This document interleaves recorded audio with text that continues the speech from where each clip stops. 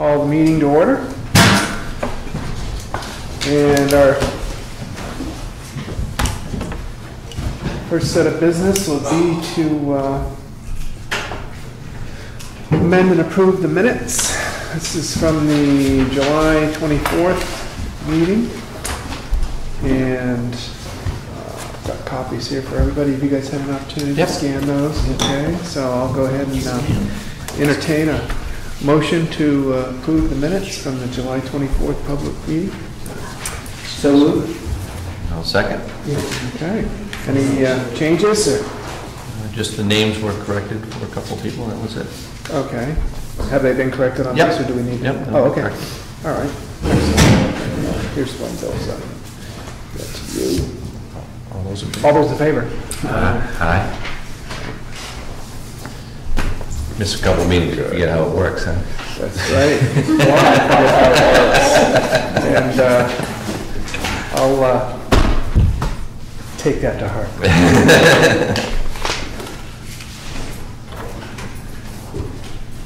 Agenda item number 2 is the action items. You guys, copies, action items from the meeting on the 24th.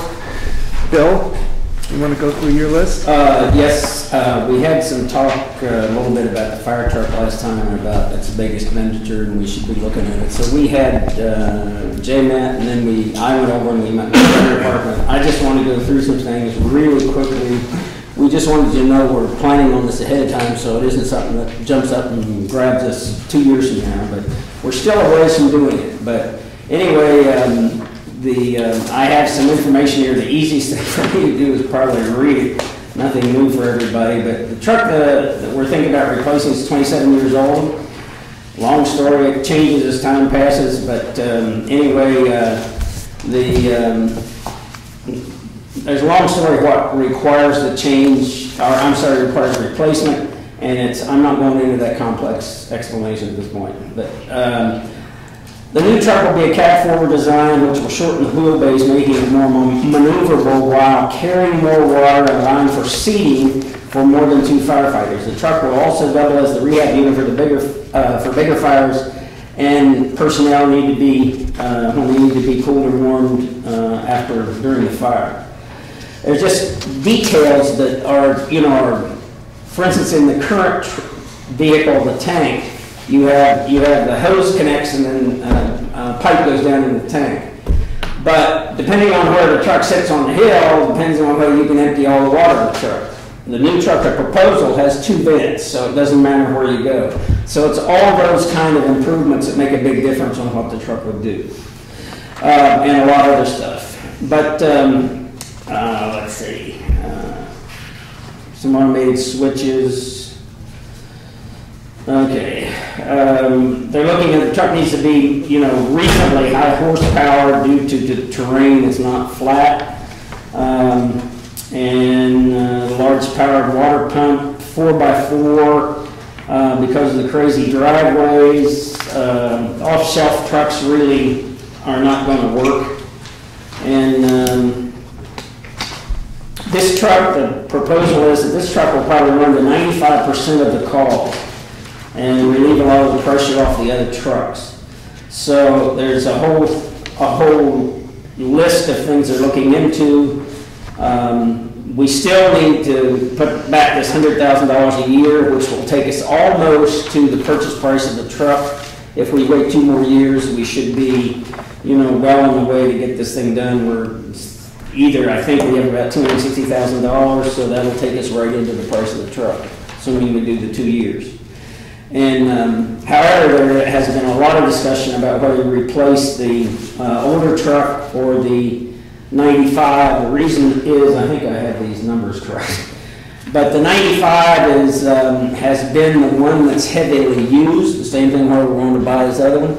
And because it's been the heavily used truck, it's the most worn truck and probably would be the logical replacement truck.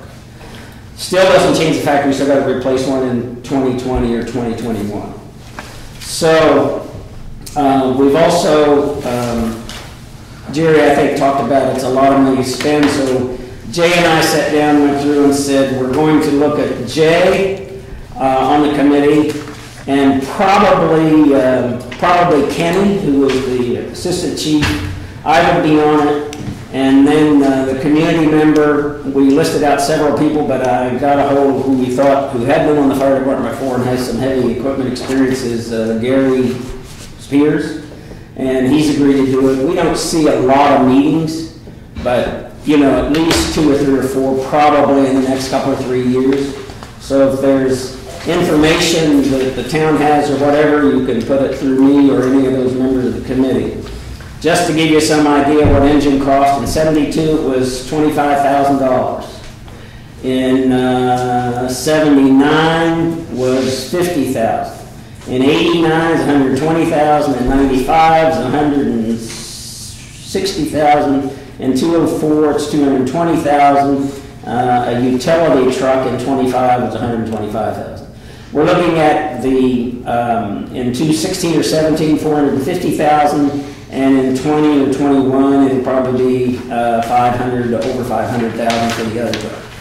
They assume I guess the inflation rate for trucks is about 5% a year. So based on that, I was going to draw something on the board, but I don't think. Anyway, I looked up some interest rates regarding bonding, and if you assume they said these are all estimates, you're welcome to look at it. It's 10, 15, 20-year bond rates. Somewhere you pick an average, let's say it's 4.5%. In 20 years, you're going to pay 50% more for the fire truck than you would have unless you paid cash for it. So there's also, you could think it works in reverse. I think John and others are working on an economic committee or something to look at it.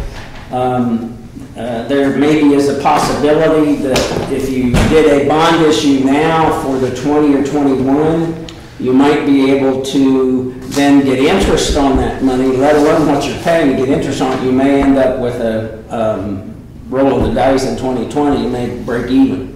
So it's that kind of stuff I guess I would encourage the committee to look at. We will continue to look at more of the mechanics of the fire thing, but certainly be back to talk with you about whatever we tend to do, but that's kind of a summary of where we are at this point. Okay. And also, next. Have you guys talked at all on the fiscal planning committee about financing? No, we had just that initial meeting. I think the other one got canceled. Yeah. Yeah. Probably talk about it next time. Okay, great. Thank you. Very informative. Next subject was building inspector. I just wanted to say that, as you know, I think everybody knows that we went through and ended up selecting Kevin. We made the offer. He accepted the offer. He has passed his residential inspection. So that was quick. Congratulations. And he is asked to come in and just say a couple of words. He's not going to stay, but he just say a couple of words. Kevin, Sure. what was yours? Hey, my name's Kevin Mann, and I'm the new building inspector, and I just got certified like 3 weeks ago. Passed my test. I think in the future we have a really good working relationship with the fire inspector and also the fire chief and the road agent. And we actually meet on Thursdays now and have a little meeting to make sure everyone, if they have any questions or whatever, so we all can meet. In the past, there wasn't a lot of documentation on notes and stuff like that, but now everything's documented, telephone calls. When you go and do an inspection, there's a sheet that actually gets filled out so that it shows that we were there and there was communication. So if you have to go back, there's a copy of it in the office over here, and over here too. And the building contract will have a copy. And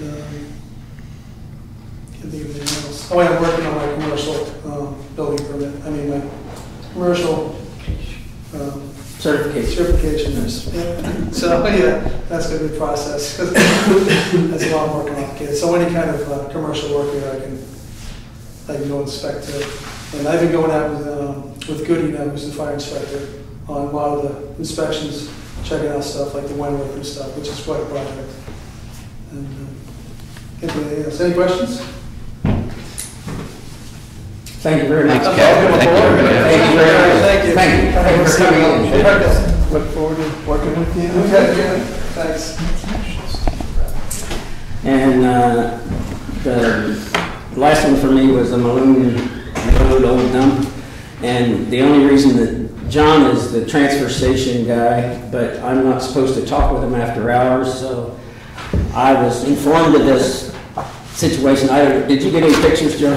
Did I get any pictures? No. No. Well, anyway, somebody went up to the old dump. Is everything familiar with what I'm talking about, the old dump? Anyway, they put a barricade up at the old dump, and they used old trees and stumps and then a piece of fencing, and anyway, they barricaded part of the old dump. And we're just perplexed. If anybody knows anything about this, why somebody would do that, we would take the input. It was you? No, it wasn't. I knew it! I knew it! No, but about a week or two ago, a resident came to me and had some concerns because there had been some dumping at the dump. And there's a gas tank, small portable like barbecue gas tank been dumped there, and a few other things like that. One was a sprayer for, what's the poison that everyone sprays? Help me out here. Roundup. And it says Roundup spraying. So two very hazardous things. They were there. I noted it. I was going to go pick them up, but I didn't know that somebody had gone up and barricaded. Somebody picked them up. They were not there. I was up there yesterday or the day before. So I'm wondering if there weren't concerned residents that just said, hey, what's going on here? Maybe we need to barricade this on their own. We don't know. We're just looking for explanations. Yeah, but that's the only reason I can think of, is that, some people were concerned about, stuff being dumped there. Yeah, it's certainly not an impenetrable barricade, but Yeah. that's all I had. I just thought I'd ask and see if anybody knew anything about it. I think that's all my action items. Thank you very much, sir. Any thoughts on that one, John? Nope, man, it's news to me. I didn't hear about that one. Things happen. I don't know if maybe signage up there would help. We talked about even putting a gate or what, a fence or all that, and Jay said he would prefer not to have the fence. He would like to have a sign of some description, at least that said, I don't know what it says, no trespassing private property of the city of town of Jackson, or something that would at least indicate it's not a public area. That's used for parking right now because of the two trailheads. So, it is kind of useful for that. Jay uses it more than anybody, and it's what they should. And I think the Conservation Commission would prefer not a gate and just signage. Maybe Jay and I can get together and come up with something that... I guess that sounds Sounds like a good idea. Yeah. Okay. All right. Thank you. John? I guess we're on old business C, so Larry's going to talk about that later. Okay. Right, All right, great. So, Old Library Management Committee, they're scheduled to meet this coming weekend and are going to figure out a way to draw straws or figure out who's going to do what term, and at that point we can get them in here and get them sworn in. I met with and then the next item was the trustees regarding the old library septic plan. I met with the Protestant Chapel Association. Since the, Protestant Chapel Association, which is a decision-making body that controls the land and the church building,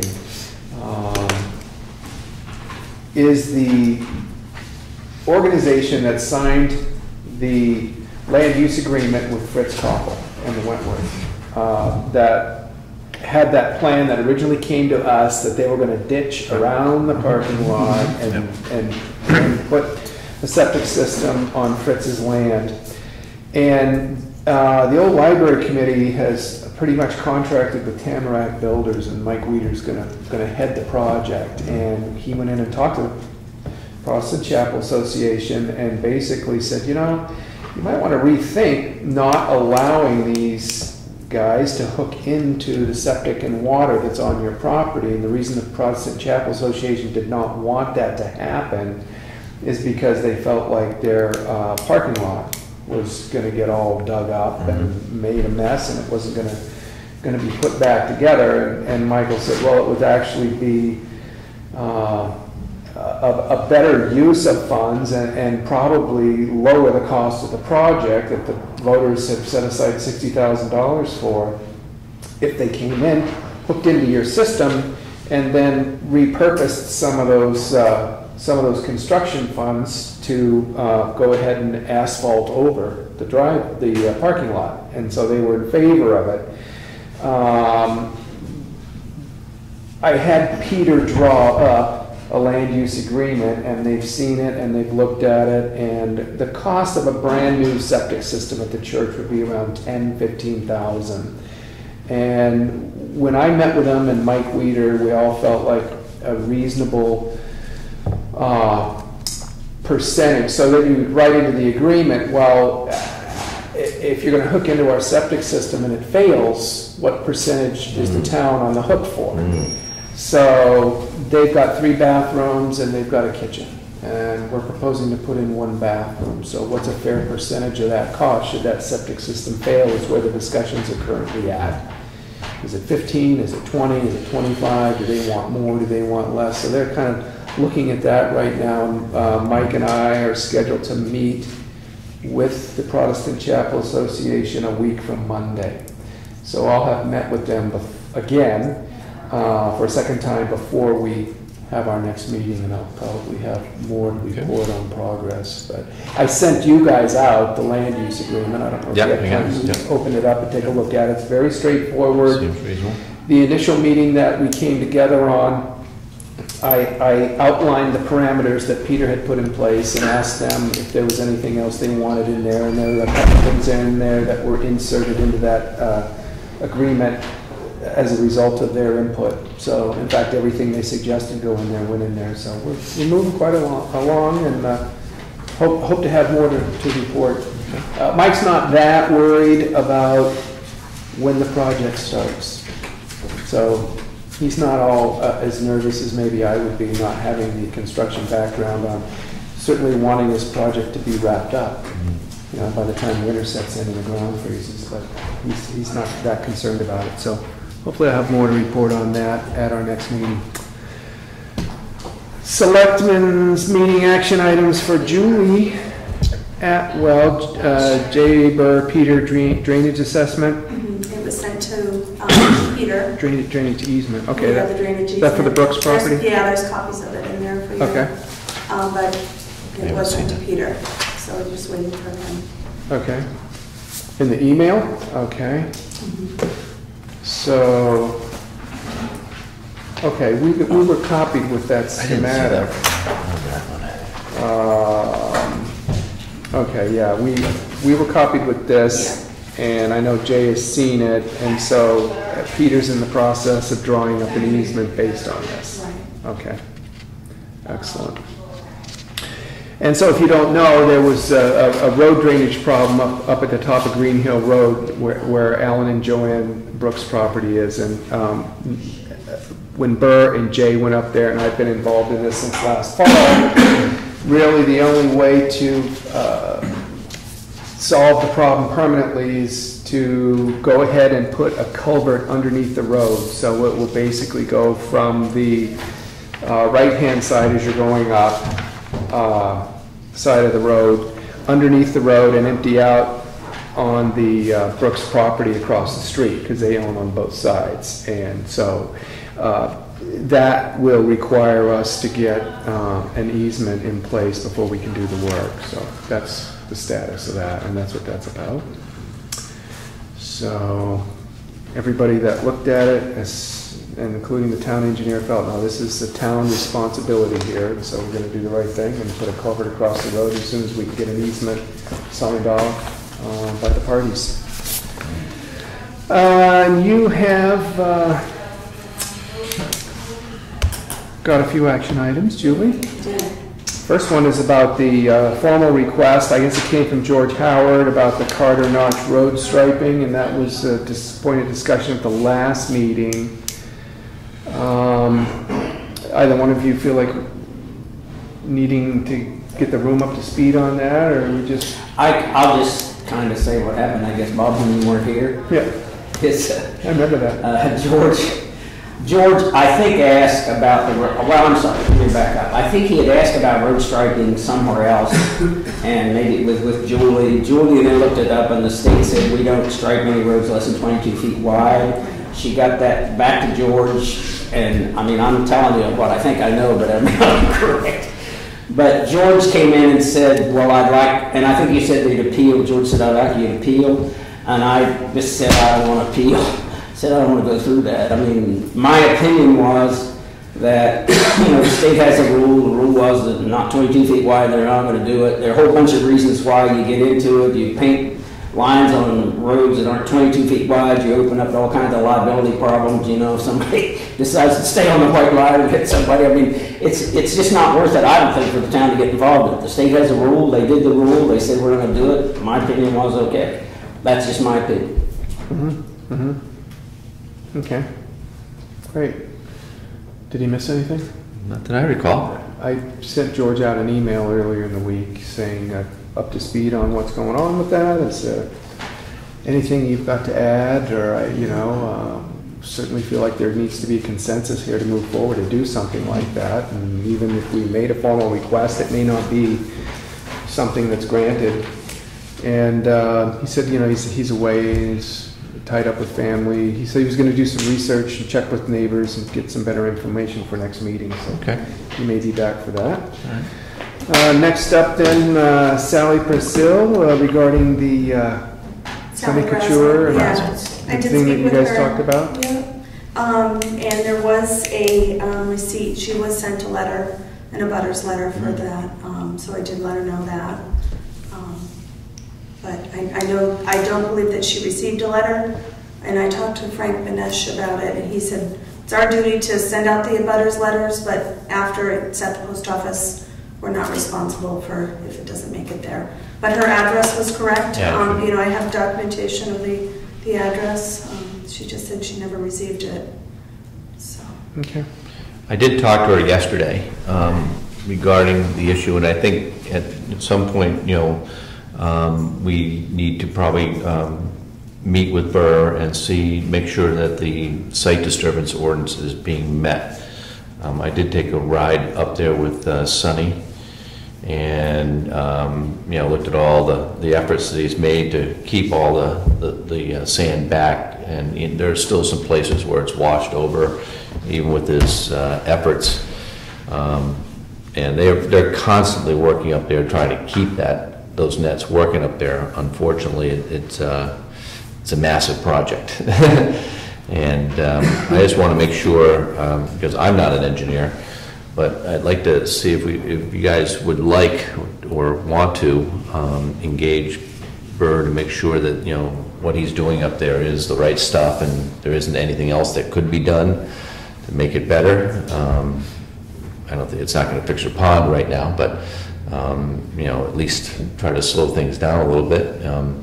I know when the last rainfall we had, I went up there and looked, and there was quite a bit of sediment in all the rivers, and just not coming down from Sally's house. I mean, everything's running, everything's pouring through there, and it's just a mess right now. I think with the rain, it's not a lot you can do with all the sediment, and certainly I don't think Sonny's responsible for every single drop that's up there. But I would like to get an opinion just to keep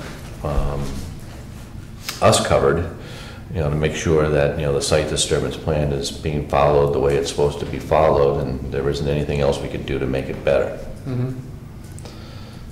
But that's, looking for some input on that, I guess. That was a question mark. And that's the next bullet, right? Schedule a meeting with Sonny and Sally and Burr. And Well, again, that was the next plan, was to do that. yeah. I just didn't want to engage Burr without making sure it was all right with you guys first. That was obviously cost factor involved there, but Yeah. if you guys agree, I'd be glad to handle that, since I've kind of been working on that one myself. Mm-hmm. But I guess my question would only be the purpose of this, because I think we talked about this last time, didn't we? The purpose of this would be to be sure the town isn't defunct any of its responsibility. Right. Okay, I'm good with it doing it then. Okay. Yep. So you can go ahead and move forward. All right. Anytime I will. Let's works for all the parties. Let's see if we can get a hold of Burr. Okay. All right. Thank you. And then the old library management committee appointment letters, we already went over that. Upcoming meetings. Next scheduled meeting will be August 21st at 4:30, and then September meetings are going to be scheduled on September 4th at 4:30 and September 18th, all Thursdays. So that's what we've got for our upcoming meeting schedule. That's it for the action items, and now we're all set up for public comment. Yes? I see down on the list here, and this might, I've got a couple of questions. There's an intent to cut here. And my first question is, one, how does someone know to get an intent to cut? In other words, this is, the Couture problem that we're in right now started because he got an intent to cut, but the town never asked the question, how many acres are you going to cut? And where is it? And we've got one on the list tonight, and shouldn't that be part of it? We've been having more and more significant rain events and more erosion problems around town. So first question is, one, how does someone know to get an intent to cut? You have the answer, which is 20 cord. I think that is. That you can cut 20 cord on your own land without it. Okay. But if you're logging, you can't and get an intent to cut, and you fill it out, you say the lot, where it is, approximately how many cords you're going to cut. And you fill it out and give it to them and they sign. But, okay, so maybe at that point in time, here's an opportunity for the selectmen to step in and ask the question, how many cords you're cutting, where are you cutting, but also the other little question is, how does the resident know to go get one of these? There's a situation on a hill up here where someone, kind of clear-cutted his property on a steep slope. Neighbors have now complained that it's going into the ditches and into a neighbor's driveway. And I don't think we've dealt with this one yet. It hasn't become a problem yet, but it's going to. And I don't know how much the man cut. It may not have been 20 cord. Maybe he didn't know to get an intent. Maybe he did and nobody asked him, are you clear cutting the 2 acres? So maybe right here is a spot where we could look at, asking a couple of questions so that we don't run into this problem. What's being cut? What measures are in place to prevent erosion from the cut?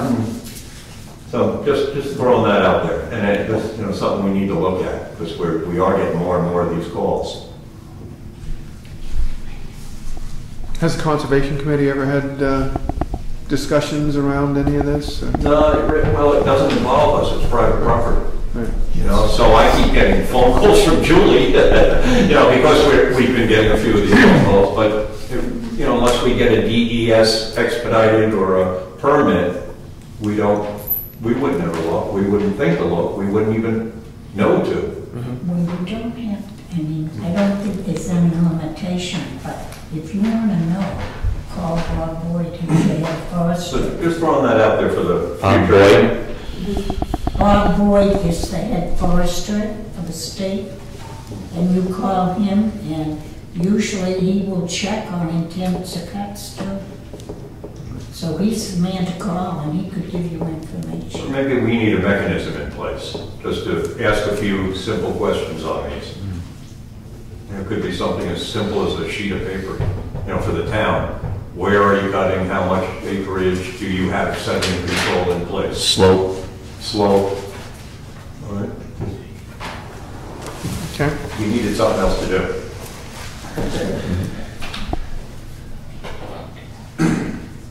Well, and I was looking at the state form here as you were talking, and yeah, it's not too terribly specific about too much. Yeah. So it might be good to see if we can get some answers through Bob Boyd about criteria for intent to cut permits and.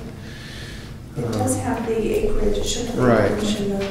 It's got estimated estimated. board feet and everything else, Yeah. and yeah, this is gonna be a 44 acre lot, and he's gonna cut plus or minus 20 of those acres, and he estimates what he's gonna get out of there for different wood. That's the potential for a lot of erosion.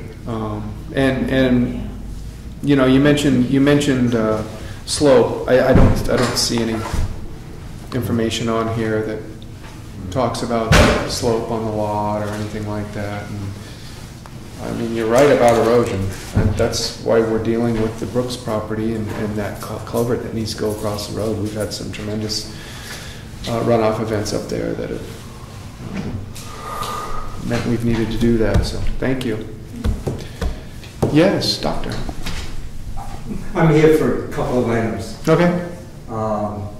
One, I'm speaking for kind of the North Washington Valley Garden Club. And I'm one of the muskrats that cleans all the grass and stuff around the flowers out front and maintain it. It's becoming more and more difficult to maintain because you don't have water, and when things get dry and we're not out there watering, plants die, we have to put new plants in. So I'd like to propose something. It would be a cost to the town. It's just something we thought about, and I have located someone. But I was told that there was an issue. What we'd like to propose is where the spigot is out here, Silcock, we'd like to tie in there and run underneath the blacktop driveway. I have someone who has a machine, has done it for me at my home, very neatly done. But they told me, and that was my question was, do we have any electrical plumbing underneath that we would run into? I was told that there was an electrical, I've looked for it, but I mean, there is a GFI out here, but I was told there was a wire that runs underneath for the flagpole. I just kind of like to know where it's at. I know exactly where it's at. Do you know? I did it. They put a shovel through it. On the other side?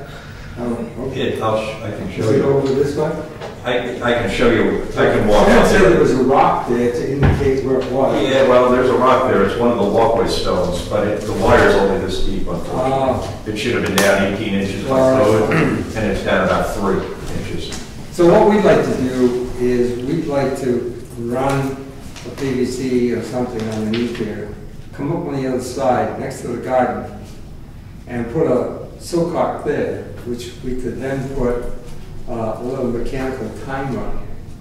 And we put some soakers all the way down the poppet on each side, and we could water it on a daily basis or whatever.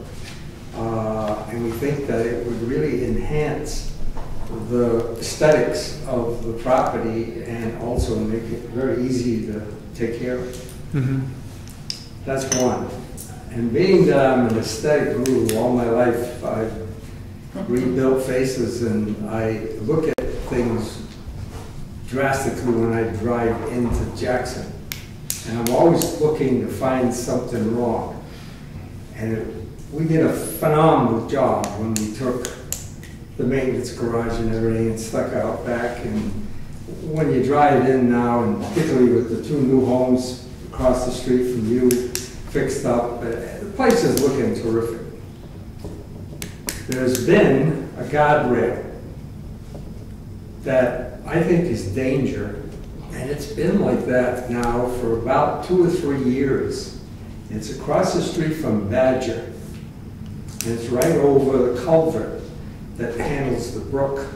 Somebody is going to fall in there, and I just think that we should, it wouldn't take much to fix it. I'll be glad to paint it.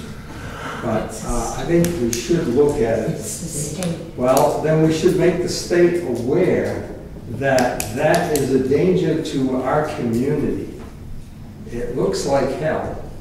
And, you know, some kids are gonna be walking around it because it's the guardrail on the top that's just broken off. So you have nothing between the sidewalk and the culvert. Is this on the switchback? It's right, no, it's right here on, Badger. Is yeah, that right what across you the street said? from Badger Realty. Oh, okay, yeah. Oh, right next in the thoughts. Yeah. It really wouldn't take a whole lot to repair it. I don't know, we have to speak, address it to the state, but If you call the Glen Shed Monday morning and talk to Ken Croker, yeah. he's in charge of it. I don't know why somebody just hasn't paid attention to it. So I'm bringing out those 2 points. Squeaky wheel gets the grease sometimes. Well, I'll be glad to. Kenny's on the fire department too, and he's around. We can contact him here through this office and let him know we've got some concerns. And aesthetically, it looks terrible. And, you know, every car that comes up and around there, I'm very sensitive about the town. I mean, I think the town is beautiful, and that thing looks like somebody's just not paying attention. Lastly, lately we've been having some patch blacktop on Black Mountain Road. Right. And I have to tell you, we young people who are having eyesight problems, particularly with, and if you haven't had it yet, you'll find out what it's like. If you have glaucoma or other things at night at around 10, 9 o'clock in the fog, and the light comes at you, you can't see anything. And it's getting worse now because now the yellow double line is gone from in front of the school. And the worst place on Black Mountain Road is the first 200 yards. Because when you come, I've been living here 48 years. When you go up that road, people tend, and particularly it's mostly visitors from Christmas Farm Inn, they walk down the road on that side of the road facing the traffic. You come around the bend and somebody who's not a native of the community is coming down. And they just whip around that corner and they drive quite fast.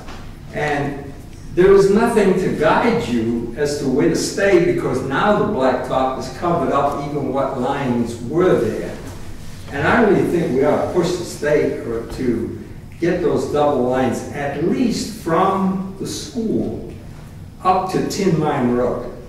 And that would guide the, now I didn't know something, Bill, I didn't know about the 22 feet, but certainly that's 22 feet. Yeah. I think what's, go ahead, They Pete. usually don't paint to the fall. I'm just saying, they always paint the lines in the fall. Right, they have a schedule they keep, Yeah. so. Well, I just want to put them on record. Right, oh, right. They got to do it Yeah. because it's not so bad now as it's going to be in September and October when it I gets. think when they get all the paving done around that loop, then they'll go down in the fall Are and they walk them planning up. on doing that? Not all of it, Oh. I mean, in spots like they've done so far, just a little skim coat there. And then they'll come back and paint the lines, I'm sure, but we'll make sure we get it. I Thank just you. think it's a dangerous place. Oh, Somebody's I going to be agree. hurt. We can voice our concerns about that at the same time we bring up the guardrail. Get a That's response all I for have you. to say. Okay. Until I see another aesthetic. That under an action item. And thoughts about the going underneath the road out there and putting a soaker hose in? Either one of you? I'm always impressed by the people that take things on and do it themselves around here, you know, and don't ask for, you know, give me $20 million to do it. So, in other words, I don't know anything about the mechanics of this, but when people take things on to do themselves and make things better and all that, I mean, I don't know why we wouldn't want to do that, but I think you need to ask somebody like Jay who understands what we're doing here with the blacktop, and I mean, if Jay said, yeah, it's okay if they want to do it, I'm fine with it. I think it'd be great, but I don't. I have a professional, he's a professional, he has a machine, and what it is, it's nothing but a rotor rooter, and he can gear it to go down 1 foot, 2 foot, 3 foot, and he just runs it down, and as he runs across, he pulls polytube with him. So when he comes out the other side, he's got the pipe on both ends. I mean, personally, I think it's fine. I don't know enough about the mechanics. I think it's a question that Jay needs to answer. I guess it does. And also make sure that we're not invading anything that's under the road, like a pipe or something like that. Power line. Which needs to be replaced. Maybe the time to do it. Maybe a 2-for-1 sale. What do we got? Well, there's no conduit, it's just in wire, and it's only That would 3 be inches high. perfect. Yeah. It's the perfect time to fix that do it. problem. We could actually, if we put a pipe big enough, Yeah.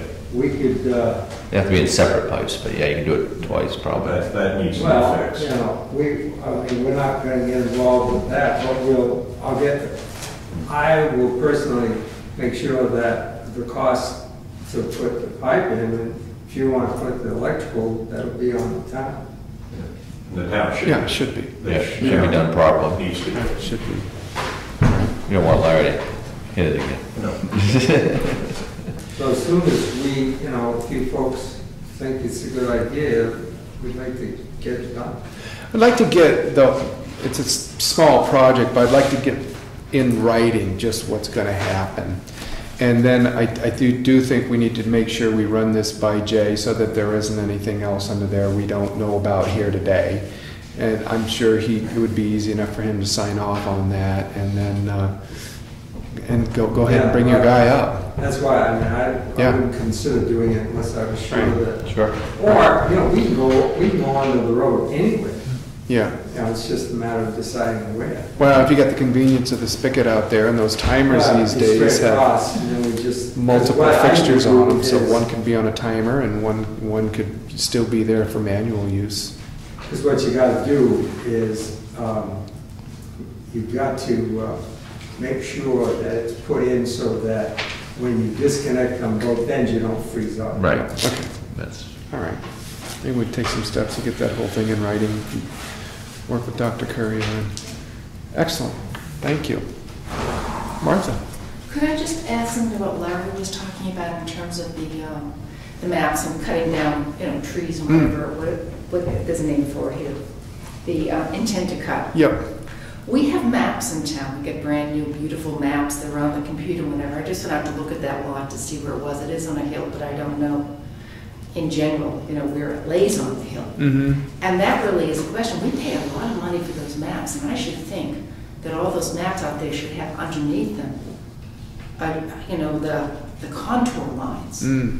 So that when anyone in town is looking at that map, you don't have to go get another map and figure out where the lot is. I'm spending a lot of time doing research right now, trying to find things. And this is a big problem I have, is I've got the overlay, but I don't have the geology of where the hills are. And that should be part of the package and part of the printout out there for what we pay a lot of money for that. Just, if we don't, it would be a good thing to get. That's just my recommendation. Thank you. Have we ever had contour lines on those maps in the past that No, anybody they is aware of? weren't like these maps. They were fixed maps before. These maps, there are map people who can explain this to you, but these maps you can enlarge and contract. Yeah. Okay. They're very sophisticated. All right. Excellent. Or at least make sure when it comes to the intent to cut, that might be reasonable criteria, although that's a state form, but that doesn't mean to say we can't have our own checklist on that. Thank you. Any other public comments? Yeah? Yeah, just a short one. If you're gonna mow, get a plate to put on the tractor.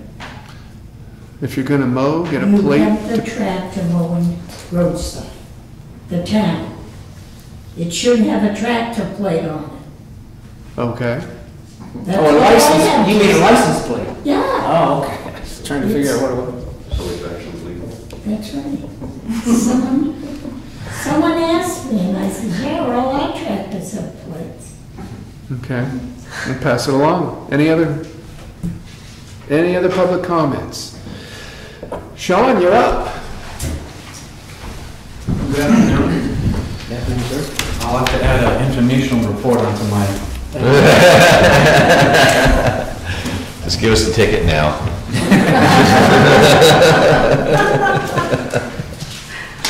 Hasn't been too busy. We had one noise complaint, one bear complaint, one dog complaint, 2 medical assists, 1 motor vehicle accident, 2 false burglary alarms, 1 domestic disturbance call, 1 Project Good Morning check, a coyote complaint, 1 house check request, 1 arrest for reckless operation, 91 and a 40 coming into town. Wow. 1 fox complaint, a suspicious circumstance report, 1 tree down report, and 1 theft of money at a local inn that's still being investigated. And aside from that, we had the Covered Bridge dance on Saturday, and as far as I know, everything went well, no incidents, so that's all we have here. Did you make it down there? Came in, I was at my family's reunion, and I came in just as these guys were breaking it down. They said it went well, and it was good, well attended. Looked like it, Yep. a lot of people, yeah. It seemed to me that the band was closer to the end of the bridge this year than they've been in the past. And we had to do that. That was intentional. Yeah, no, Yes. So that it was clear that there was a lot less of a weight load on the bridge. Oh, yeah. So maybe that hopefully would satisfy all those engineering concerns. Good report, thank you.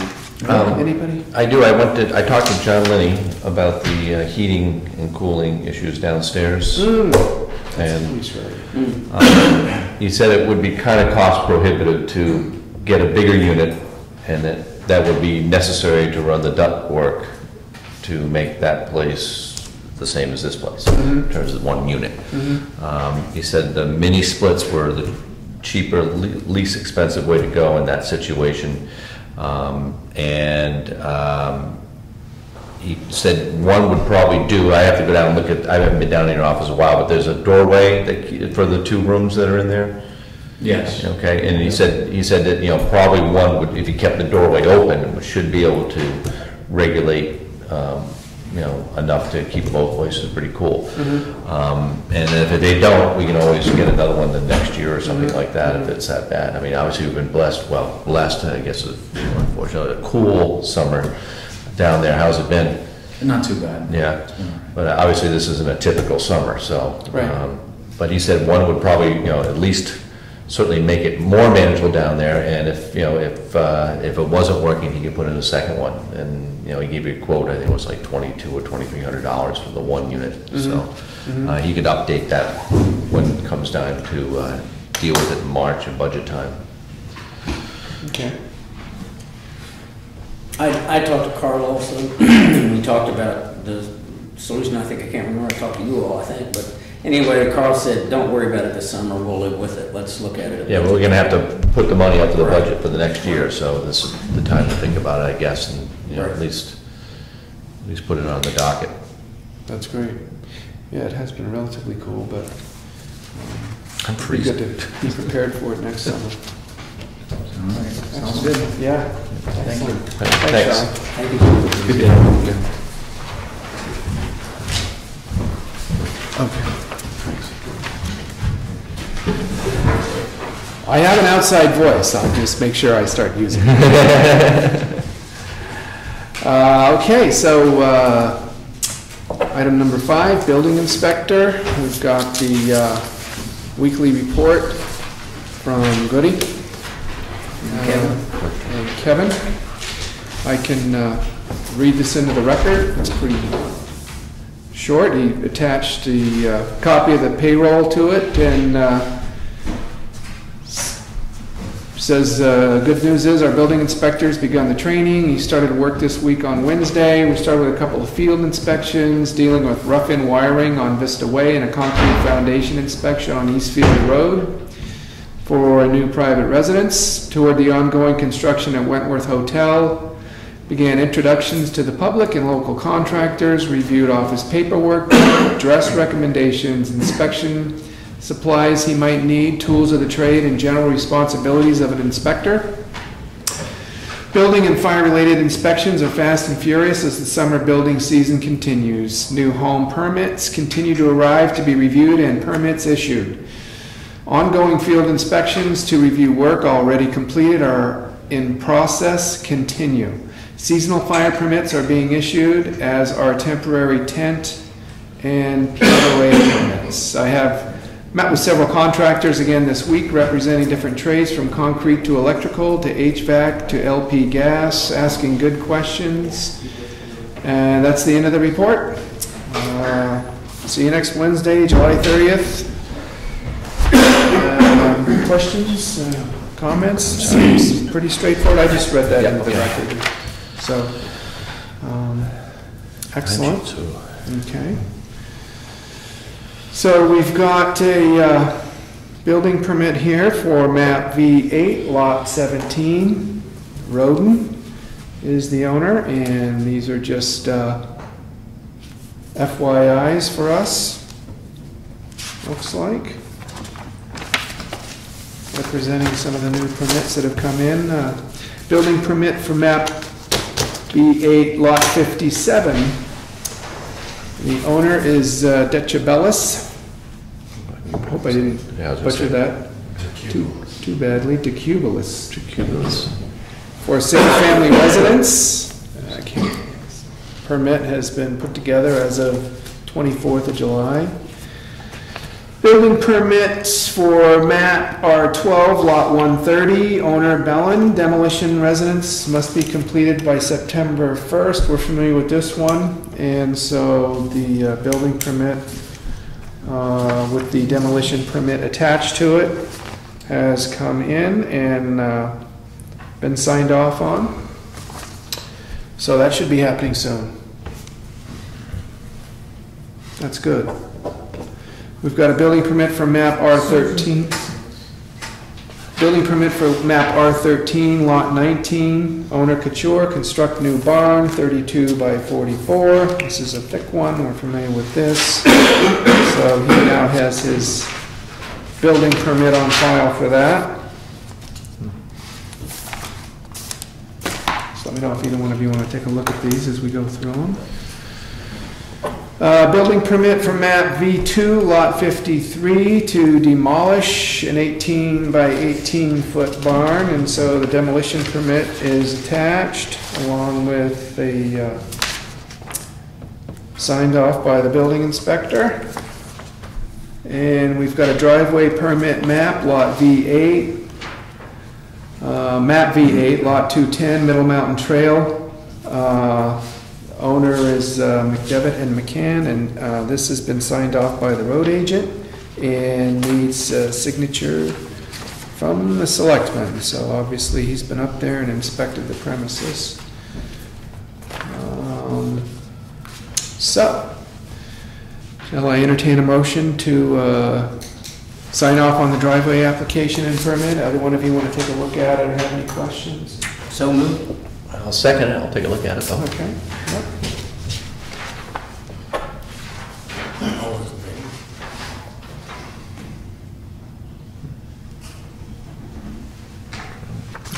Any questions? No. Okay, all those in favor? Aye. Opposed? No. Sign. So moved.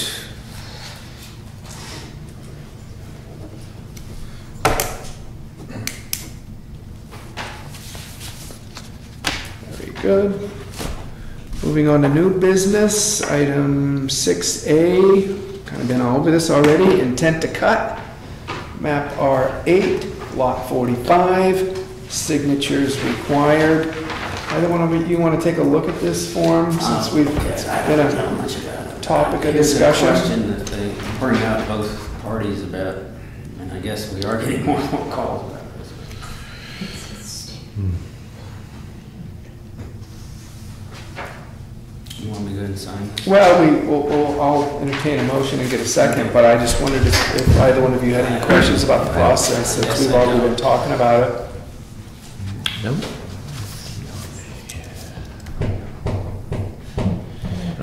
Either one of you have any thoughts about us doing some sort of a checklist here, a Jackson-specific checklist, or You think this? Well, I was just, I was wondering what the DRA would have to say. I mean, they're the ones that make this form, so obviously they've, reached a point where they're comfortable with this, and, what kind of situations, that, like I said, the steep slope play into this, I mean, that's a major factor for us. It may not be down in Manchester, Right. So Right. maybe you have to call them and see, what their thoughts are on that. Yeah.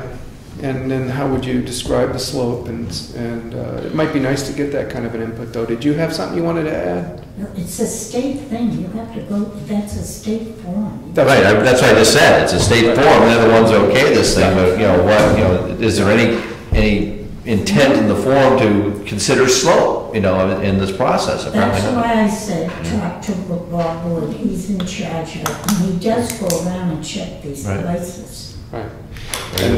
Yeah, so we recognize it's a state form, and what came out earlier in a suggestion was maybe there should be a Jackson form that accompanies it, that's a little bit more thorough, that provides the information we need, so.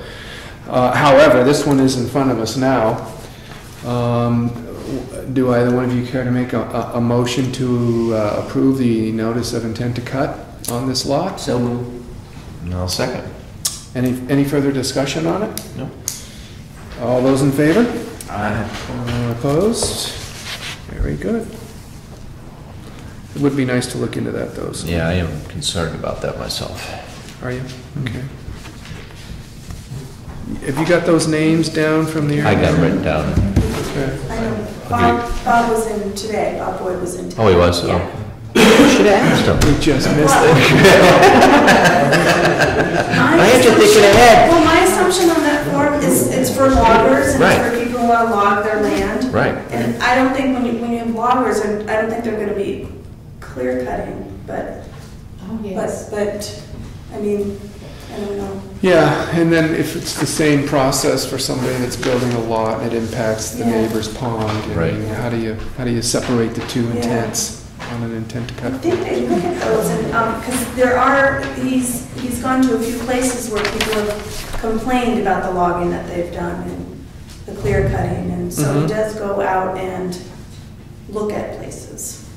I wonder if he ever passes along recommendations about these intent cuts I don't know, Sure he I'll must. ask him. to I'll ask towns. Maybe that might be a way. him. Yeah. Put that on your list. You want some more paper? Experts at loading up on Julie action Sorry. item list. Don't you have a forester, you used to have one that went around checking? Yeah, Don Johnson is. Yeah. Yeah. Yeah. Yep. He goes around. He does, yeah. Highway report from the road agent, dated July 27th. Next up, new business item 6B. Paving on town roads has gone well and under budget. Carroll Paving does a good job. Everybody seems to be pleased with that. I look forward to working with them again. The Green Hill drainage issue at the Brooks residence is still in Burr's hands. We talked about that. Knotweed that is sprayed last year worked pretty well. Some other areas that could be sprayed in the future. Could or should, that's a whole new permitting process, though, that we would need to go through in order to spray different areas, by the way, and that's, we've long since passed our opportunity to do that, and of course that has to start at town meeting anyway if we want to do something like that. Paving on the sidewalk went well and looks good. Cost was way under budget for that one due to a reasonable rate. If we hadn't done a large amount of road paving and the sidewalk together, the rate for the sidewalk alone would have been much higher. Nice. Number 5, large amounts of rain we're receiving in short periods of time are creating a lot of issues for us on our shoulders and in our ditches. It's very difficult for us to keep ahead of these issues this year, and I hope everyone understands this. Item number 6. Our Class 6 roads are in desperate need of repair work and large amounts of gravel, and this will be done in the near future. And that's Jay's report for the week. Any questions or concerns or reactions? I went up Iron Mountain Road the other day and saw the grader out there grading it, so they are working on the Class 6 roads. It's, Yeah. and they are looking much better, obviously. Yeah. Yeah, that's been a real rough one up there, Yeah. that's for sure, so. Okay. 6C, tax abatement. This is in regards to the settlement on the appeal for the tax abatement for map V8, lot 23. So, looking for us to sign off on this. We already approved this in a previous meeting, correct? As I recall, we did. So this is just a matter of us signing off on it. Go ahead and initiate that.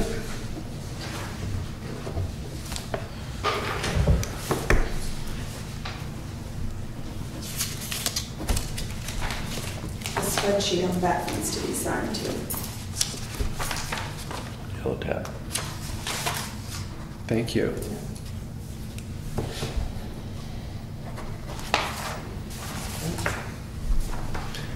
Sharp. Good thing you're in the front row. Very good. Knows where Tom is. That's where he was in high school, too.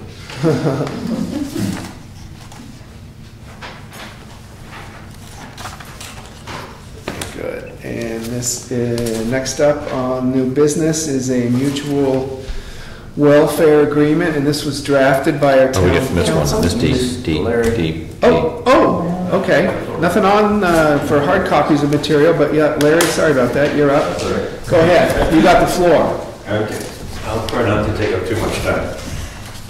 And maybe 7C, is that Yep. Prospect Farm? That might be. 2-for-1 sale? 2 for 1. All right. One is Jackson Falls, some nice light reading for this evening. This is monitoring report on what we've done at the falls and what we'd like to achieve this year. And just on that, who is the liaison to the road crew? Okay. So maybe you and I could get together. And what I'd like to do is sit down with you and Jay if possible and just see what he can help us with. But page 5 of the recommendations, and on this note, I gave a copy of the action plan, which was the original plan, Yeah. and the monitoring report to Brian Johnston at the Forest Service. He's the one who coordinates the wild and scenic, designation here in Jackson, and just to keep him up to date. And then as far as the falls, the only thing that we'd like to do, the road crew, I guess he recommended that the road crew, they kind of need to clean out some of the erosion stone that they put in. In other words, it's filled up with silt. That's its purpose, is to catch silt instead of, and it's full. So they just need to shovel some of them out. And that's kind of beyond what we can do. And then our next thing that we'd like to achieve is to move some boulders up and talk to you about removing the parking up on Valley Crossroad and better designate parking along the side of Carter Notch Road. They are parking now on Carter Notch Road, parallel. And we'd just like to define it better and define spaces better and then reduce parking completely, and that was his recommendation, Greg Howard's, up on Valley Crossroad and put signage up. And if we don't achieve that, we certainly want to at least put in some rocks so they can't drive into the woods there. And we've been monitoring it pretty closely, and almost every day, 1 or 2 vehicles are driving, into the woods, and there's... Up by the bridge. Yeah, and there's just no reason, to have cars in the woods. They're just gonna do damage. So we, So that was something that maybe you, Jay, and I could sit down and talk about. Now, is that spelled out in the report? It is as far as spelled out in the formal report on recommendation? page 5, I think. Okay. It makes sense, because this is the uppermost part, and that's where any erosion Erosion's gonna start. up there. So that's kind of this thinking. And then down the line, perhaps next year, we can look at paving the parking lot, which would help the erosion again. Because you can ramp it and deal with it, and, Jay would be involved. He'd help us. So that would be something for next year. But it's just... Pave paradise and put in a parking lot. So that's just an update. And then what Jay can help us with and what he can't help us with, maybe you guys can, sit down with me. But otherwise, that's just an update. Okay. Very good. And then, Let's make a point to, some point within the next week, the three of us Okay. schedule a time to meet, but probably up there in the falls makes all the sense. in the Yeah, world to let's meet look- there and I'll spend email some you time tonight or there. something. Yeah, See we can what's an good for hour. a time. Should be able to, Okay. all right. And then Prospect Farm. So I guess it came up that someone asked for the key and they wanted to go up and maybe go camping with their family. And the girls and the selectmen asked me, you know, what are the uses of Prospect Farm? And we've never developed. That's never been developed. So what we have is a management plan in place for the timber and the, you know, the land itself. But what we need to do now is put in either an ordinance or that's one way we could go, a selectmen's ordinance, saying what are the uses and the rules and regulations for the property. It's a town forest, so it would have to go by the voters.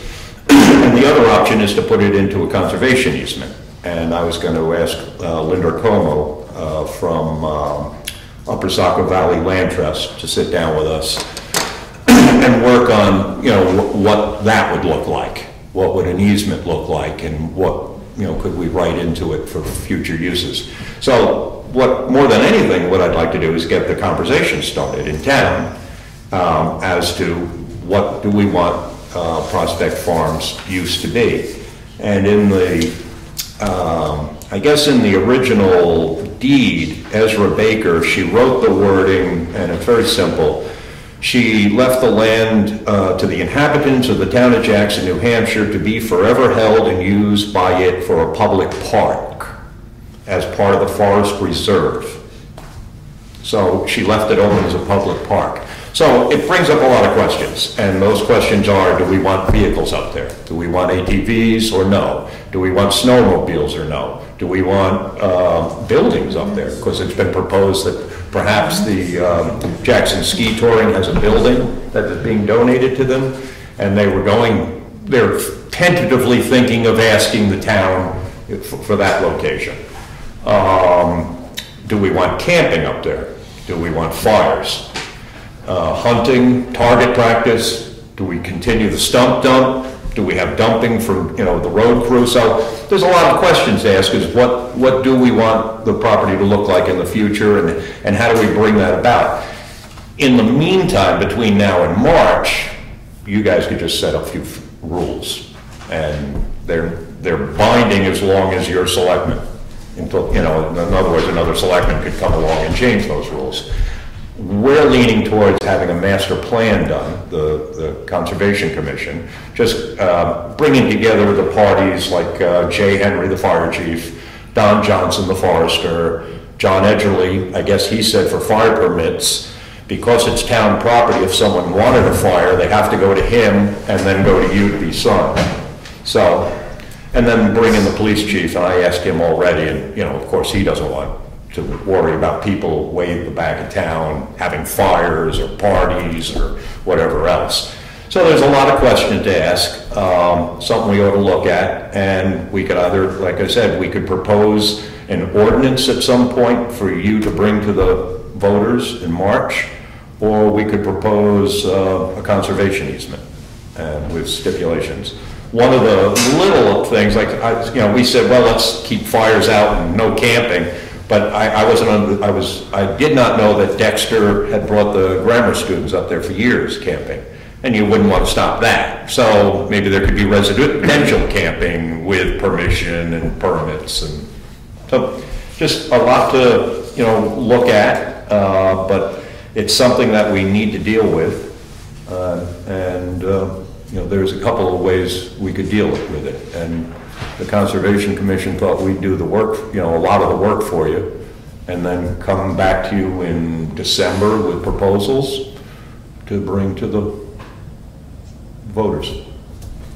Responses first, Bill? And I obviously think there are recommendations of some way to do it. I see it going through my head is I don't have a recommendation right now. Right, yeah. I would love to hear experts come back and say, look, this sounds like a good idea. I'd love to hear that. Mm-hmm. So you're saying that this could be the Conservation Committee's kind of project? Yeah, where we take it on. Look at options. We'll look at options, talk to all the parties involved, meaning the police chief, the fire chief, the, fire, whatever he is, Yeah. gives out fire permits, and come back with, 1 or 2 recommendations. It's either going to be, I think, an ordinance or an easement. And then maybe we could weigh the benefits of the two. An ordinance you can change down the line more readily than you can change, say, an easement. You can change anything, even in an easement, but you're involving lawyers a lot more. Did you add something? Some things have been voted at town meeting on Prospect Farm. Well, we've looked into the records, and you might be right, and we may not have found everything, but what we haven't found is actual use of. We had a voting at the Conservation Commission level to allow snowmobiles but no ATVs, but that's not binding. It's just a So I don't think we have any.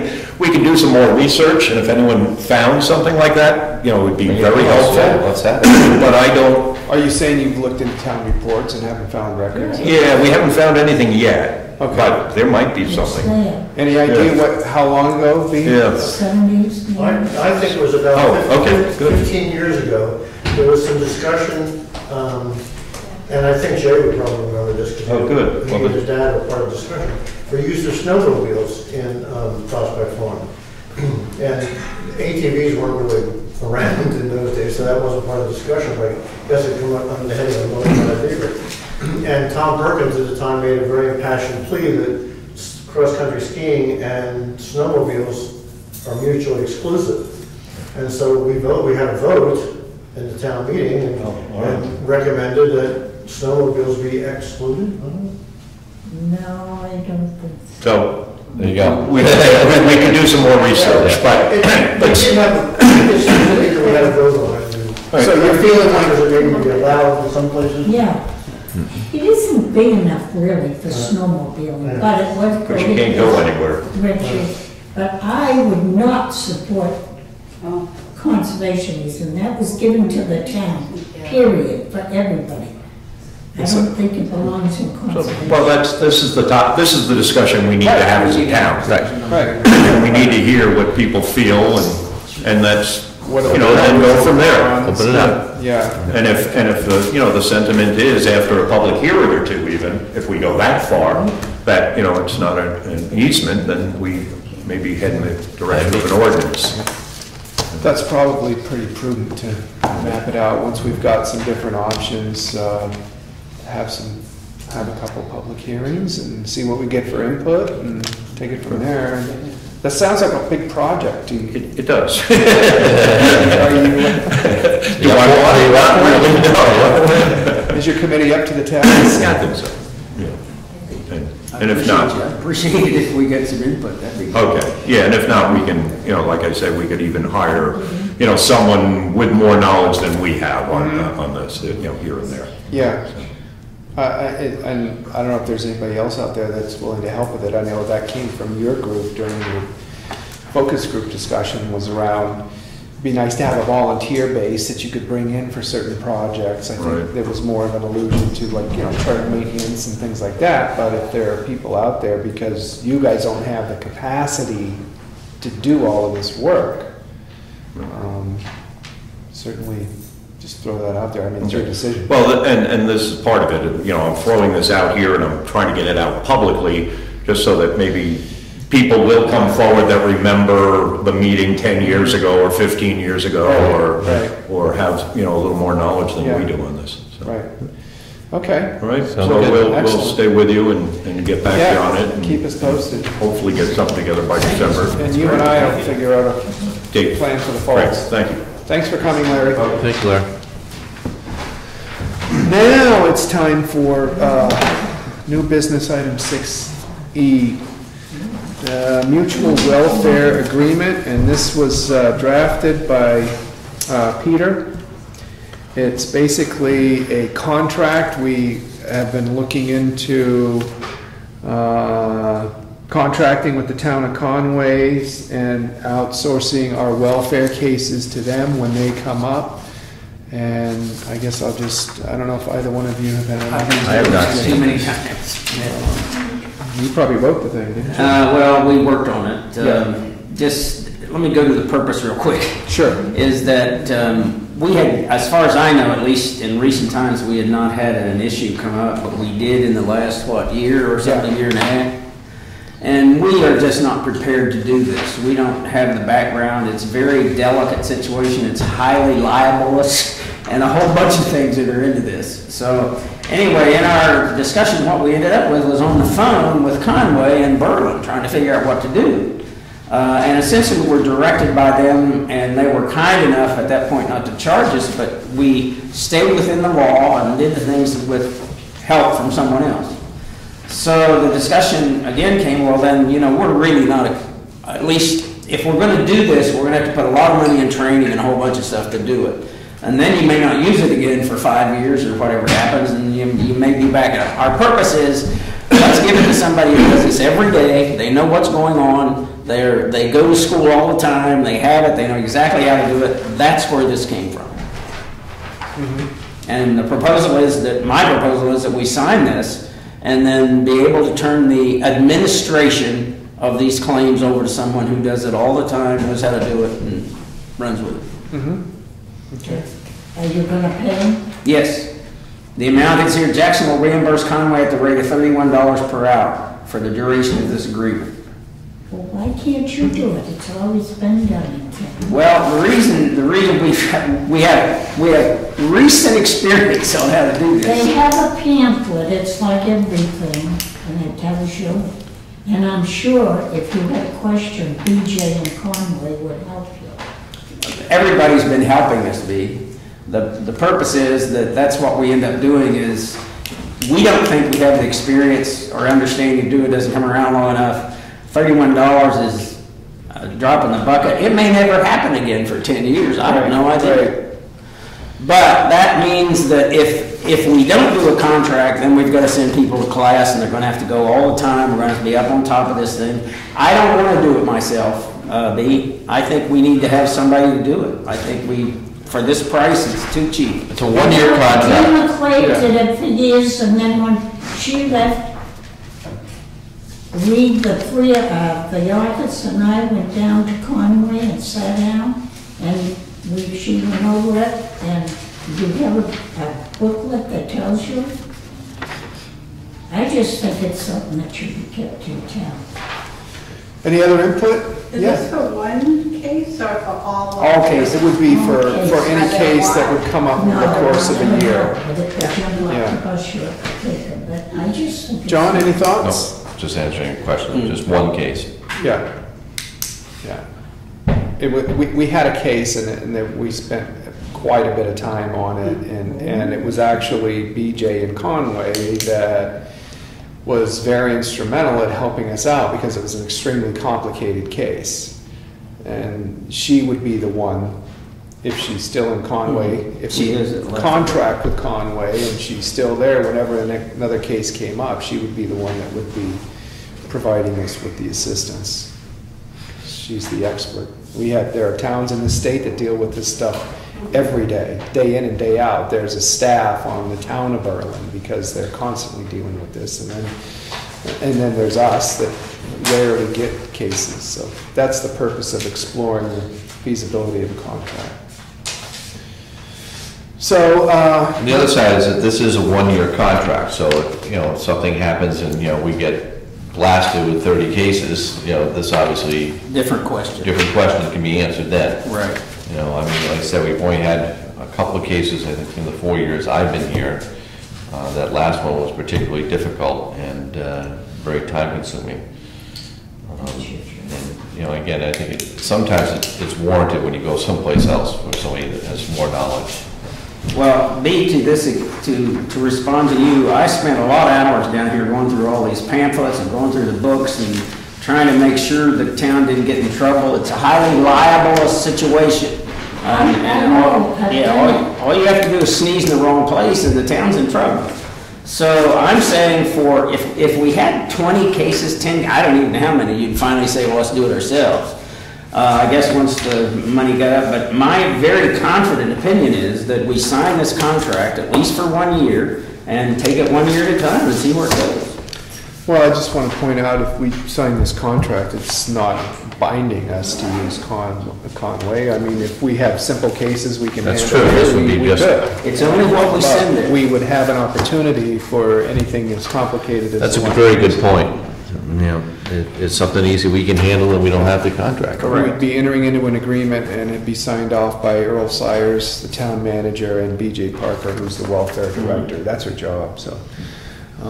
Do you have any kind of proposals to make at this meeting? Are we supposed to digest this between meetings? Are you I'd like ready to to have make a motion? Well, I'm personally ready to make a motion. I've been emotionally involved with this for Okay. so long. All right. I'm ready to say, I think the town needs this protection. I don't Okay. think we have the ability to do it. You get a complicated case, it's Yep. very complicated. Okay. And it's a 1 year agreement, and, you know, if we get a simple thing where somebody needs heating oil, we don't have to pay somebody $31 an hour to do it. We'll get the heating oil. But these things are, you know, getting more and more complicated. So I'm personally confident that I would like to sign this agreement, and let's do this for a year. If it doesn't work out, then we don't do it again. You were gonna say something? Okay. Either one of you intend to make a motion? I make a motion that we sign a 1 year agreement with the town of Conway to give us assistance in this welfare business. Okay. I'll second it. Any more discussion? All those in favor, say aye. Aye. Opposed? Very good. Why don't you go ahead and start, since this is your project?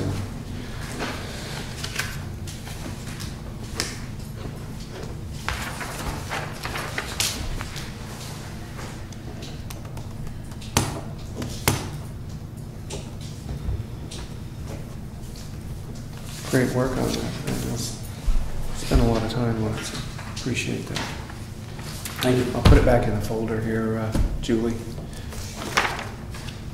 Thank you very much. 6F, letter from the state regarding an application for a liquor license. This one is for the inn at Ellis River. They would like made an application for the Division of Enforcement for a liquor license. There's 3 of these.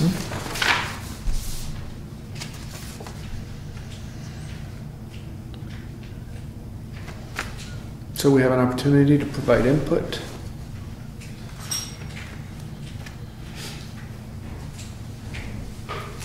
And that's what that letter is informing us. And that is just for our information at this point in time. Anybody feels strongly, we can love to hear from it. Moving on then. Agenda item 7, old business, old library, land use agreement. I already gave a bit of an update on that. So we will meet again. The building contractor, myself, and the Protestant Chapel Association scheduled to meet a week from, well, I don't think it's, Joyce hasn't heard back from everybody on the Protestant Chapel Association yet, but she's proposing a meeting for a week from Monday, which will be... 18th? 18th is right, at 5 o'clock. So, any kind of input you guys have on that draft agreement or anything, I'd be happy to take to the meeting, represent the board with if anything comes up. Have a right to change your mind, though. Okay? 7B. The Clifton Smith Cemetery Trust Fund, new fence. John, is that? Barbara's here. Oh, okay, Barbara, yeah. Come on up. Yeah. Happy birthday. Fill us in. Thank you, ma'am. Hello. Coming up. See you, It's coming up. Barbara. good vacation. Good to see you. Long time no It's see. nice to look at brown faces up there. We have a bit of a dilemma.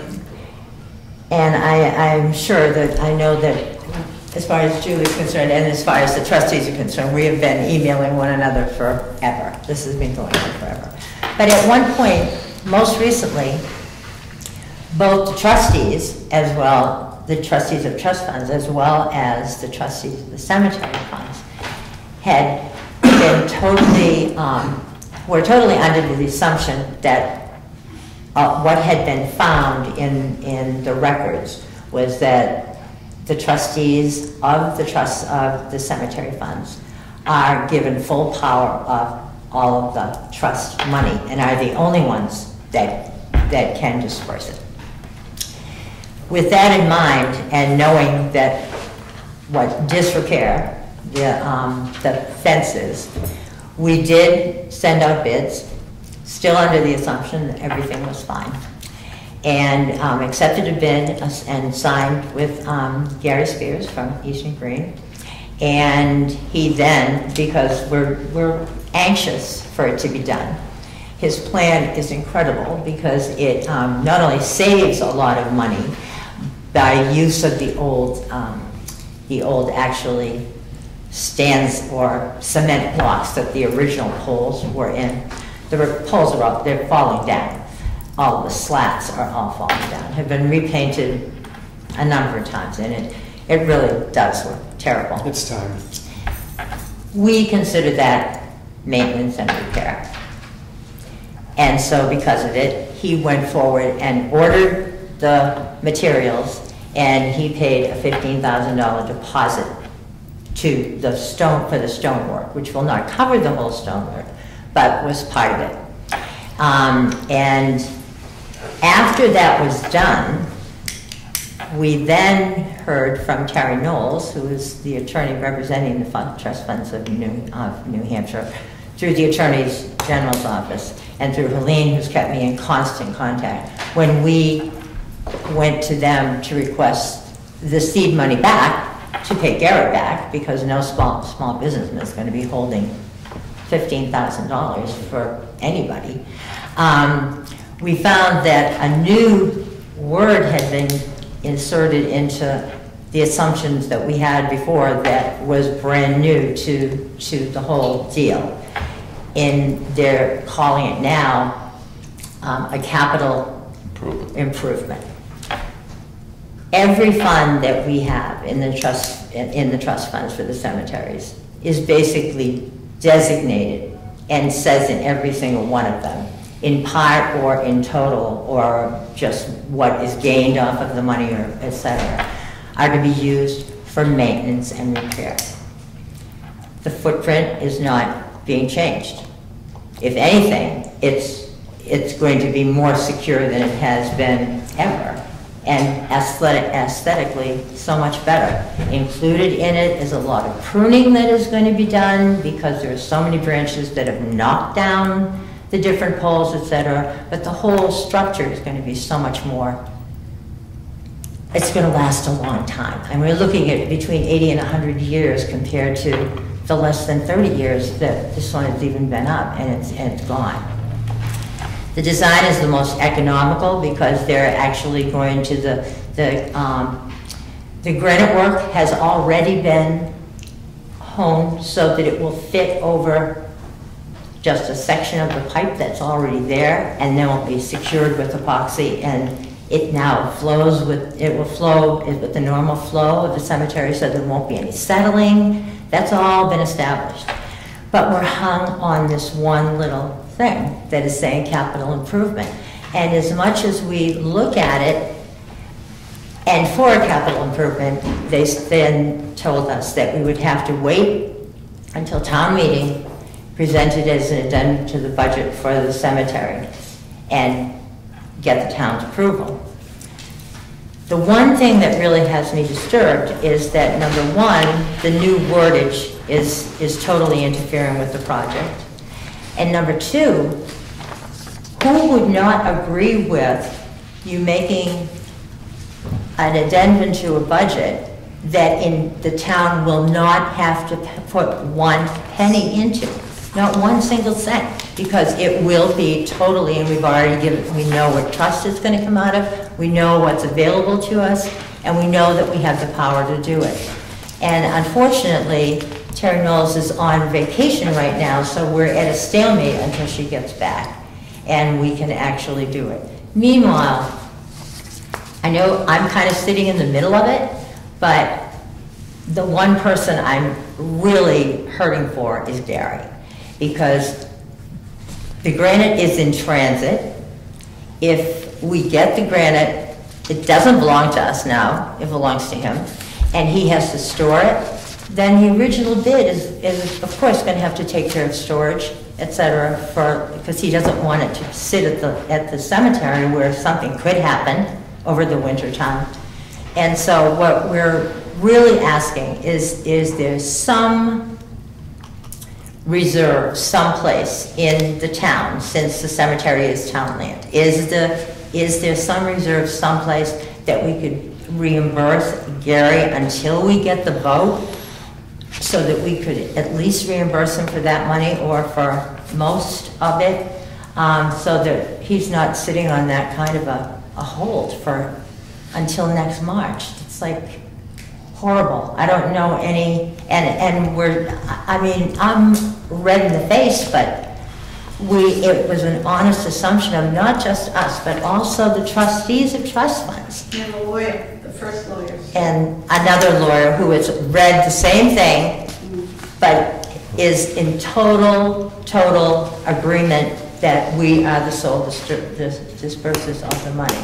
But it's that new little wording that came out of nowhere that has everybody. Saw that word, yeah. And that's what she's holding on. And until that she gets back, until we can have that kind of a discussion and clearly point out that we are not doing a capital improvement, we're simply going with the wishes of every single person that has ever left money to any of our cemetery trusts. And so that's my request, because this is really a bind that is really embarrassing. And she's not back till the 18th Right. of the month, so I think we all know What that. are the odds that she's going to agree with this? I have no idea. Yeah, We first of all yeah. have to come up and find out why did that all of a sudden come forward? It was only when Helene went to, as we requested the trustees to go to, for the actual withdrawal of that amount of money to reimburse Gary, and that's when it became a capital project. What's the threshold that makes a capital project? Or That's what we don't know. And we won't until she gets back. And that's why if there could be, I just feel, this has been since June, and the end of June, that he put out that 15,000. And I mean, he's, of course, this is his busy season, but, coming into the next season, who knows? And he would love to get this done, as we would, before winter sets out. We had really set our sights on September and early October. Excuse me. Yeah. And then in the meantime, that if she's not going to be back for another 10 days, this stuff is en route to Gary. And He's going to make up a if he has to put it decision. on his property, then our price goes up when he has to move it back up to the cemetery next year. So.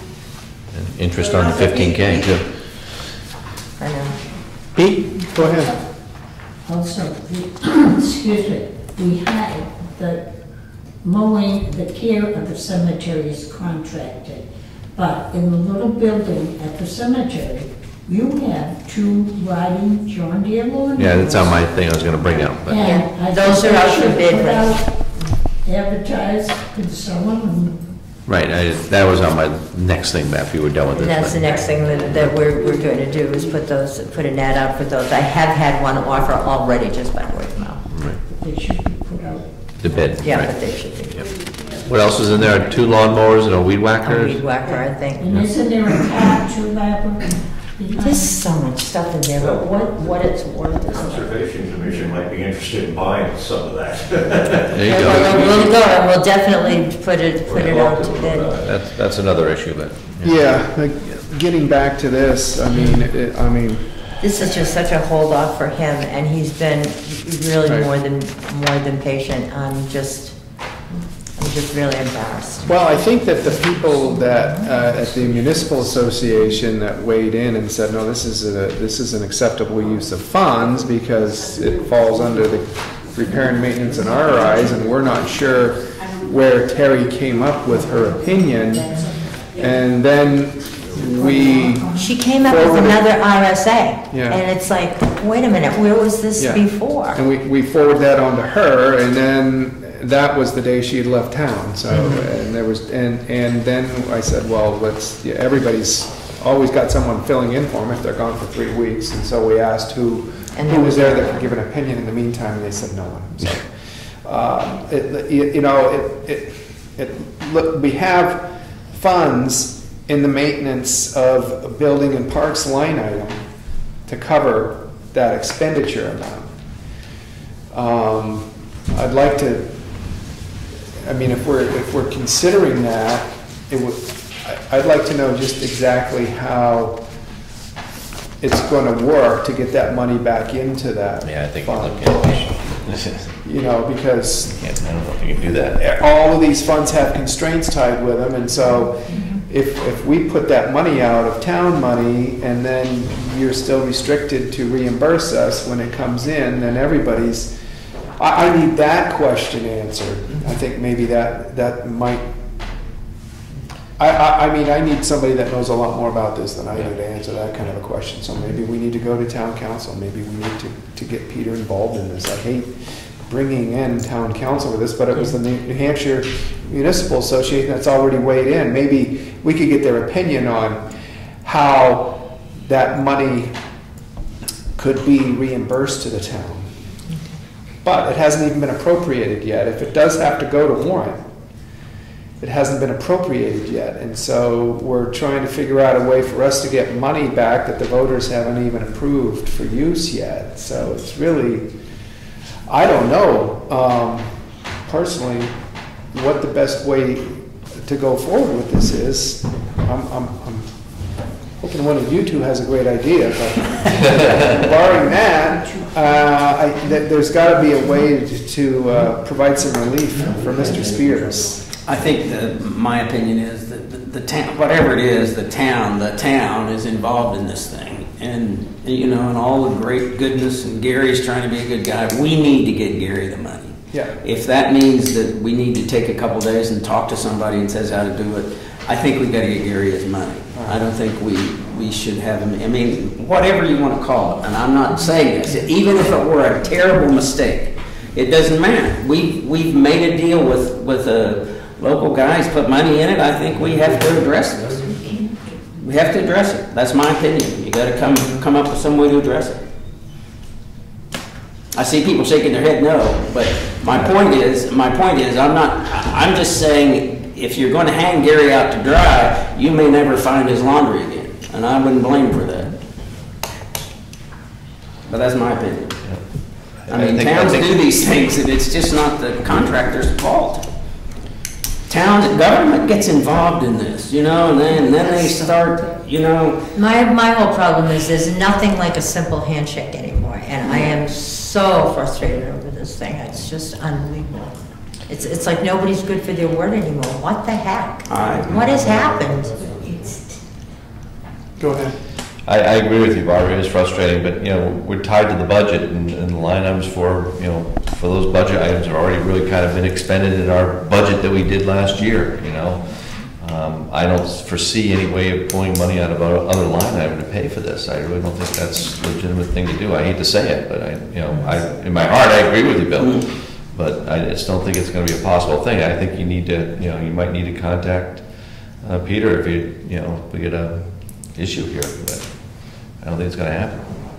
But I don't think it can happen legally, I'll put it that way.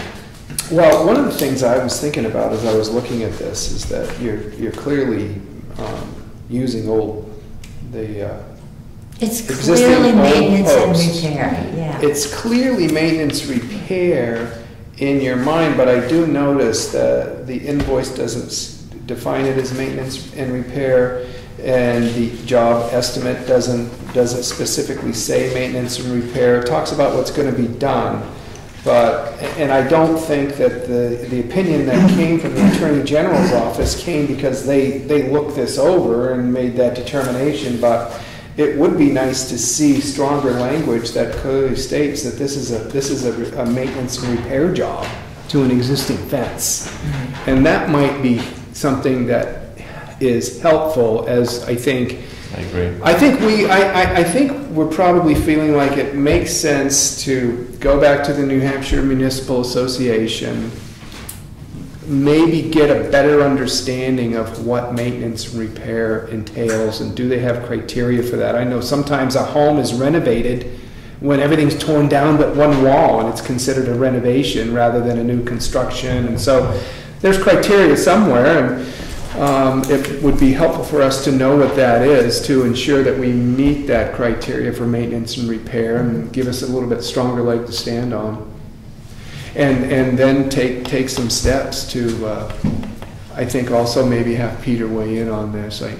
We like to avoid the attorneys that charge whenever we can, but this is, somebody's laid out. I think you should ask him. I think we've got to try to figure out some way to do Yeah, I agree. And I think that, I think if we get timely answers to this, as far as some timely responses that come in between now and next meeting, I certainly would not be opposed to calling a special meeting and dealing with this and getting it. I don't think we're in a position here tonight to make some sort of a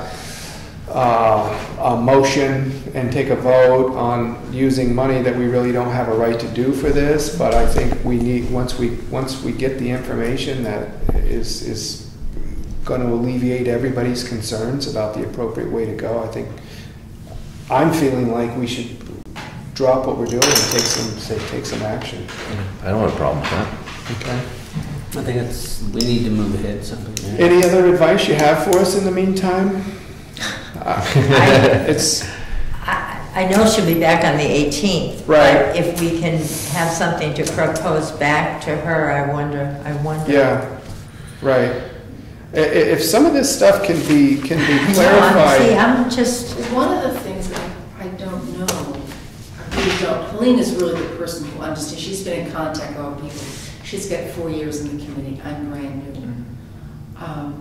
Special town meeting is a possibility, I think. If you get this business, but that's it's going to be like an emergency. Yeah, that would have to be approved approved. earlier, though. You will never get the state to approve a special town meeting for this. Okay. However, I think your recommendation to go to Peter Molly is excellent. You might ask him, the unreserved capital fund may be used for emergency purposes. I've never fully understood the definition of emergency purposes. But you can't take it out, you can't move it from another part. Right. But John's right. You don't have the authority to do that. The town hasn't authorized it, and you can't spend money you don't have. But Peter would be the one to ask if you have the right to take it out of the unreserved capital fund as an emergency, but you'll never get a step down. But you do know that as long as it's maintenance and it goes back, or Terry Mills proves it, that money is guaranteed to be paid for by the trust funds next year at town meeting.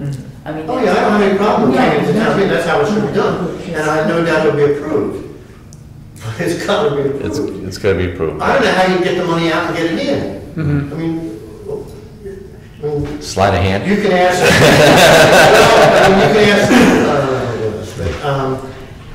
ask Peter. Yep. And just mention unreserved capital emergency. Yeah. Just a suggestion. I wrote that down. Any help at all is beyond what I can ask for. Because Is there a way for him to be more? Might just have to wait till the 18th and and see what happens. project proposal that this is repair and maintenance of existing fence. You never know when that might be something that gets us over the top with this. Okay. That'd be good. All right. So you've got a list of something to do, and I've got a list of something to do, and, Yeah, there's not a ton of- You can make one. yeah. And this is a capital. Right. And we'll have to start on the bidding process for the lawnmower stuff, too. Yeah. We need to get an inventory of what's in there first. You got any kind of sense on how that's gonna go? How the steps need to be taken for that? Well, usually we just did like the other cop cars, you know, we just put it out in the paper. Okay. We don't So- even know if they run. We don't know. It's been a couple of years, right? 2 years? Yeah, you have to Yeah. start them up and so Right, forth, right. but, All right. I mean, you've got potential. Thanks, I really, really appreciate it. No problem. So that was on my list, Pete, thank you. Keep trying. Thanks, Barbara. Yeah, but they have Excellent. Thank you. Thank you. Okay, Haven't done anything yet. that takes us back to agenda item number 8, public comment. Jerry? Three things. I had two, one, now I have two more. I'll start with the last thing. With respect to your mutual welfare agreement, I have no thoughts, plus or minus. Might be a good idea to let somebody else do it. But don't think for a minute that that's going to take you off the liability hook. You contract out services, you're still on the hook. That's in there, that was in there. And the other thing is that you also mentioned possibly using them, not using them. You voted unanimously to use them. If you choose not to use them, that could be seen as arbitrary. It could be. If you're going to use them, use them. Okay, thank you. That's all I would say. Then the, I'll just stick to it. You referenced at some point in your discussion tonight the part of the zoning ordinance that speaks to erosion. Site disturbance. Site disturbance.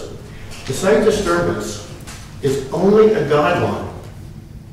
It is not a regulation. It does not require a submittal by anyone. And I polled the planning board because there was an issue with this with one applicant a couple of years ago. This has been on the books for about 6 years now, John?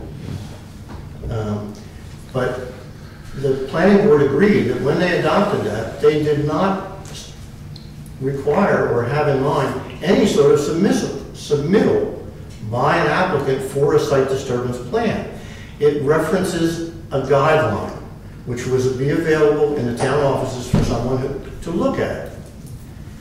That guideline in the town offices was not available until just very recently, by the way. And since its inclusion in the zoning regulations, only 2 parties have ever, it's on all the applications for a building permit, by the way, but there's only been 2 parties that have ever been required to do anything with it. So you've never, as a group, except for 2,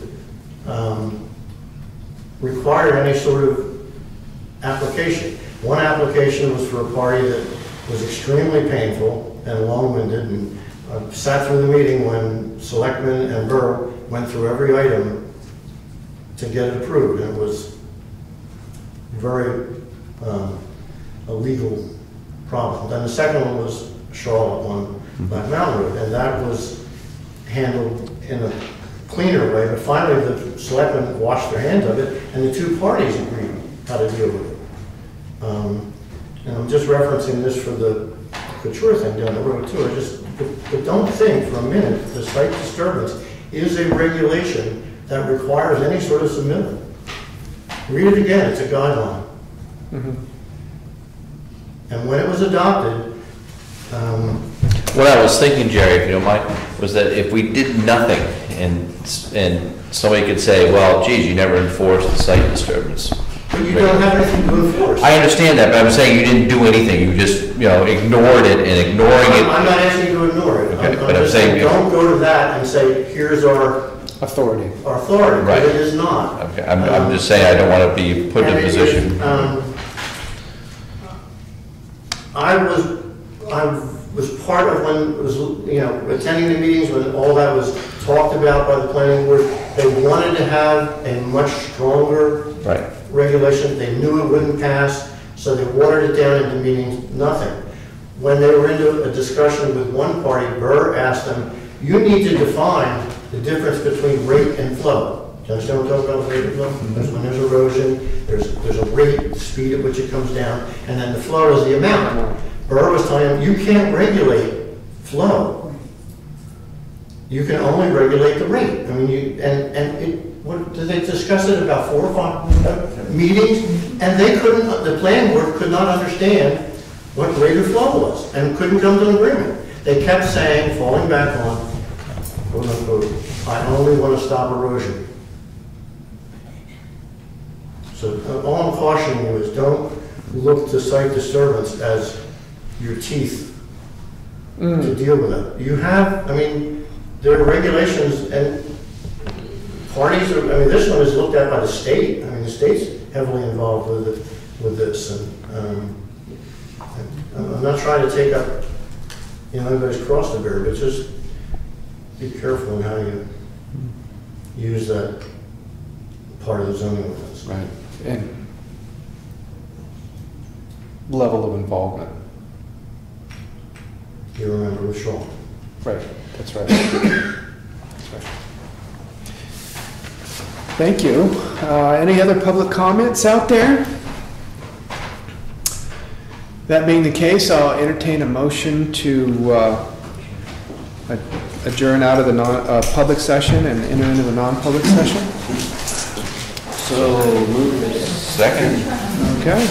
All those in favor? Aye. Aye. Okay.